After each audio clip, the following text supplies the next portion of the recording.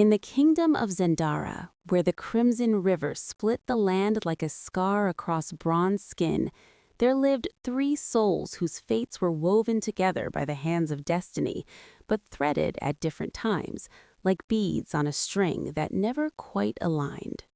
This is their story, and like all true stories, it begins not with happiness, but with longing. Naledi was born under a sky full of falling stars, and the village midwives said this meant she would spend her life chasing things that could not be caught.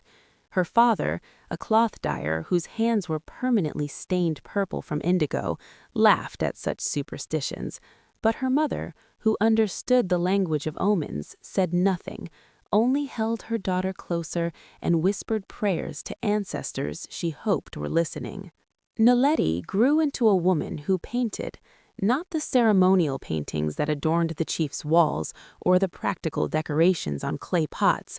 She painted stories, on pieces of bark, on stretched animal hide, on any surface that would hold color. She created worlds. Her paintings showed things she had never seen, mountains that touched clouds, creatures with wings made of fire, lovers embracing beneath impossible moons. The village elders said her gift was touched by the spirits. The young men said she was too strange to marry. Naledi said nothing. She simply painted. She was 23 when Tendaji arrived in Zendara. He came as part of a diplomatic caravan from the northern territories, where his father served as counselor to a powerful king. Tendaji himself was being groomed for leadership, educated in 3 languages, trained in statecraft and philosophy, a young man destined for greatness. But when he saw Naledi's paintings displayed at the market during the harvest festival, something shifted inside him. "Who made these?" he asked the merchant, his voice urgent. "The dyer's daughter," the merchant replied with a dismissive wave. "Strange girl. Pretty enough, but her head is full of dreams instead of sense." Tendaji bought every painting the merchant had. He found Naledi by the river the next day, where she sat painting the way the sunlight danced on the water's surface. He approached slowly, the way one approaches a wild thing that might startle. "Your paintings," he said, "they are extraordinary." Naledi looked up, seeing him fully for the first time. He was handsome in the way of northern men, tall and lean, with eyes that seemed to hold questions. But it was not his appearance that made her heart quicken. It was the way he looked at her work, with recognition, as if he saw what she was trying to say. "They are just paintings," she said, though she did not believe it. "No," Tendaji said, sitting beside her uninvited. "They are windows to places that exist only in your mind. How do you see such things?" And because no one had ever asked her that before, not with genuine curiosity, not with real interest, Naledi began to talk. She told him about the visions that came to her in dreams, about the worlds she imagined when she closed her eyes, about the feeling that she had been born in the wrong place, that her spirit belonged somewhere vast and unnamed. Tendaji listened with the intensity of someone who has finally found something he did not know he was seeking. "Come with me," he said when she finished, "to the northern territories. My father's king is a patron of artists. He has a palace full of painters and poets and musicians. You would have space to create, resources, recognition. You would have everything your talent deserves." Naledi felt the words like a hand reaching toward her from a distant shore. "I cannot simply leave," she said, though every part of her wanted to. "Why not?" "My family, my village. I am needed here." Tendaji took her hand, the first time a man had touched her with such tenderness. "You are needed everywhere, Naledi. The world needs your gift. Do not bury it in a village that does not see your worth." For 3 weeks, Tendaji remained in Zendara. Every day he found Naledi. They walked by the river. They talked until the stars emerged.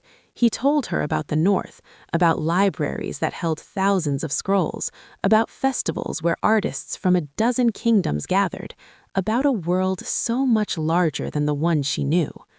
And every day, Naledi felt herself falling, not just for Tindaji, though she was falling for him too, for his mind, his passion, the way he saw her. But she was falling into possibility, into the realization that her life could be more than what Zendara offered. "Come with me when I leave," Tindaji said on his last night. "Be my wife. Share my life. Let me give you the world you paint in your dreams." Naledi's heart was a war between wanting and duty. "Yes," she whispered. "Yes, I will come." But when dawn arrived, so did the news that Naledi's mother had fallen ill in the night, a fever, sudden and severe. The healer said it was not fatal, but she would need care for many weeks, perhaps months. Naledi stood in her family compound, torn between the man waiting by the northern road and the woman lying on a sleeping mat, her skin hot with sickness. "Go, daughter," her mother whispered. "Take your chance." But Naledi looked at her father's grief-stricken face, at her younger siblings who depended on her mother's care, at the family that had supported her strange gift even when others mocked it. She walked to where Tindaji waited with his caravan. "I cannot come," she said, and the words tasted like ash. "My mother." "I know," Tindaji said. He had already heard. "Then I will wait. I will return when she is well." "Your position, your responsibilities." "Can wait," he insisted. "Naledi, I will come back for you. This is not goodbye." He kissed her forehead, and Naledi closed her eyes, trying to memorize the feeling. Then he mounted his horse and rode north, and Naledi watched until the dust of his departure settled back into silence. Days became weeks, weeks became months. Naledi's mother recovered slowly, but her illness had weakened her permanently. She would need care for the rest of her life. Letters came from Tindaji, beautiful letters full of longing and promise. He described the northern territories, sent her pigments and fine brushes, told her about the space he was preparing for her in his father's compound. "Soon," he wrote, "when the time is right, I will return." But the time was never right. Naledi's mother needed her. Her father grew older and more dependent. Her siblings married and moved away, leaving her as the only one to manage the household. 2 years passed, then 3. The letters from Tindaji became less frequent. His responsibilities grew. He was appointed to his father's council. There were rumors of political marriages being arranged. And then, one day, the letters stopped coming altogether. Naledi stood by the river where they had first talked, holding the last letter she had received. In it, Tindaji had written, "My heart is yours always, but I am beginning to fear that always is not the same as now. How long can we love each other in absence? How long can we build a life on waiting?" She had no answer to give him, so she gave him silence, and the silence became its own answer. Naledi was 23 years old, and she had lost her chance at the life she wanted. She painted less now. The visions still came, but they hurt too much to capture. Each image reminded her of what she had chosen to leave behind. The village pitied her, the artist who let love slip away for duty. But Naledi did not want pity. She wanted purpose. She began teaching the village children to paint, not just decorative patterns, but real art, helping them see the world with new eyes, encouraging their imagination. She became known not just as the strange painter, but as the teacher who helped children dream. And slowly, without noticing it happening, she began to heal. Not completely. Some wounds leave permanent scars, but enough to breathe, enough to wake each morning without feeling crushed by regret. She was 29 when Zuri arrived in her life. Zuri was a healer, one of the traveling kind who moved between villages, treating illness and injury, learning remedies from every region. She was practical where Naledi was dreamy, grounded where Naledi floated, certain where Naledi questioned. She came to Zendara during a plague year when fever swept through the village like fire through dry grass. Naledi's mother was among the afflicted, again, and Naledi spent days in desperate prayer, applying every remedy she knew. It was Zuri who saved her. The healer arrived with the evening rain, carrying bags of herbs and knowledge accumulated from dozens of villages. She worked through the night, moving from patient to patient with tireless efficiency. By dawn, the fever had broken in everyone she treated. Naledi's mother opened her eyes and smiled, and Naledi wept with relief.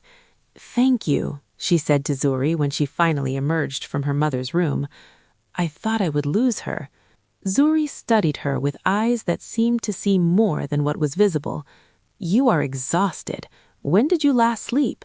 "I don't remember." "Then sleep now. I will watch over her."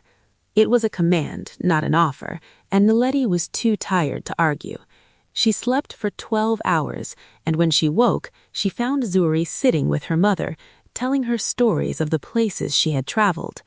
Zuri stayed in Zindara for 3 months, treating the aftermath of the plague,